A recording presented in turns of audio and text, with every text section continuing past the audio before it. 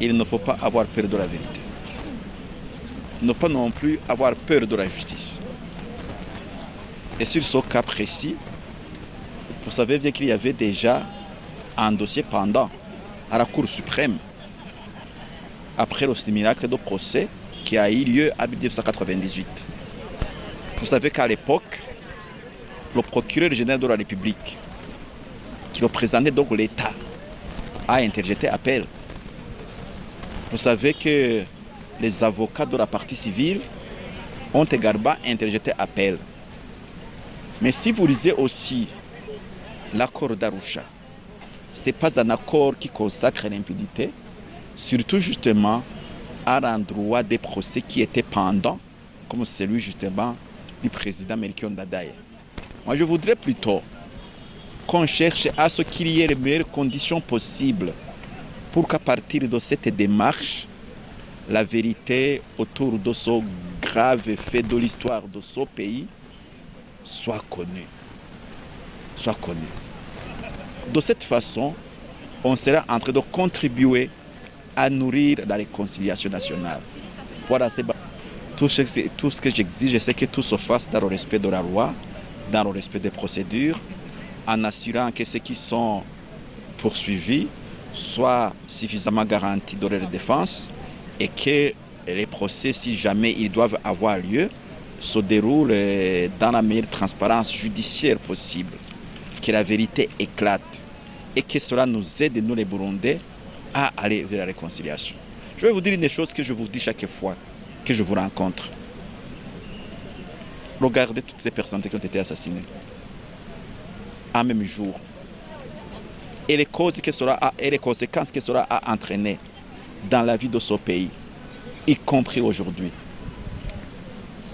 Et 25 ans après, il n'y a aucune vérité suffisamment établie qui soit connue sur ça. Est-ce que vous trouvez cela normal pour un pays qui veut préparer justement son avenir? Moi, je ne voudrais pas que les enfants de Melchior Ndadaye, que les enfants de Karibwami Poncien, que les enfants de Jules Bazubute, que les enfants de Daï Keza Juvenal, que les enfants de Kouma Milichar, que mes enfants que j'ai eu avec Ezebi, mon épouse assassinée, que les enfants de Sylvana, que tous ces enfants et tous les autres enfants de cette république qui ont été assassinés soient des enfants qu'on manipule sur ce passé. Nous avons le devoir de dire la vérité sur tout ce qui s'est passé de manière qu'il ne soit plus qu'à possible qu'il y ait des manipulateurs. Et vous savez que dans ce pays, il y a beaucoup de manipulateurs. Vous le savez très bien. Et le silence fait toujours l'affaire des manipulateurs. Il faut donc que la vérité soit recherchée le plus possible, qu'on l'ait. Ne jouez pas avec l'histoire d'un pays. Nous sommes dans une phase de véritable transition entre les générations. Les générations qui ont des responsabilités dans ce qui est là face à nous. Et de nouvelles générations qui n'ont rien à se reprocher par rapport à ce passé nauséabond. Nous devons protéger cette jeunesse. Cette jeunesse aujourd'hui qui est montante. Nous devons justement la protéger pour qu'elle aborde sereinement cette dynamique de Burundi nouveau que Melchior Ndadaye voulait construire. Et c'est par la vérité qu'on peut commencer à faire ça.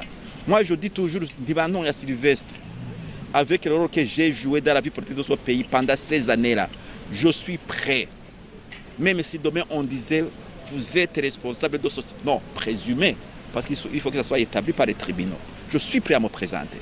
Et il faut que tout le monde soit prêt comme cela. Et c'est le devoir des leaders. Il faut que vous commenciez, pour les journalistes et les autres, à être exigeants envers le leadership burundais. Parce que c'est lui qui gâche les affaires. Et puis après, ça produit des conséquences très graves. La mort de Dadaye, vous venez de l'entendre, a entraîné la mort de plus de 250 000 personnes. Et d'ailleurs, si on va plus loin avec la guerre qui a suivi, c'est plus de 350 000 personnes qui sont mortes. À cause justement des bêtises mortelles, criminelles, commises par ceux qui ont pensé à ce coup d'État. Et vous allez dire, il faut continuer à se taire. Non. Ce silence serait tuant, il serait assassin. Il faut qu'on parle très rapidement de cela pour que justement cela ne se reproduise plus, pour qu'il y ait en plus jamais ça.